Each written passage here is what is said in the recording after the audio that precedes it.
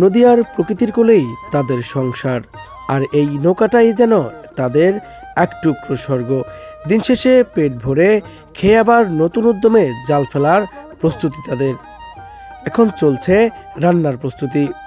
জীবন আর জীবিকার টানে পরিবার ছেড়ে মাসকে মাস থাকেন নদীর বুকে ভারসমান। তাদের কাছে এটি যেন 3 স্টার কিংবা 5 স্টার হোটেল।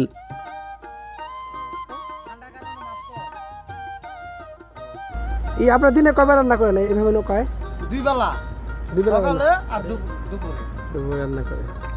আমরা দেখতে পাচ্ছি যে তাদের মাছ ধরা শেষে ঘাটে ভিড়ে তারা নৌকা নোঙ্গর করে রান্না করছে। আপনারা এরকম কত জন আছেন এভাবে করেন, এভাবে মানে এই ঘাটে এদিকে থাকেন? এই জায়গায় আছে প্রায় 20-40টা নৌকা আছে। 20-40টা নৌকা। আচ্ছা।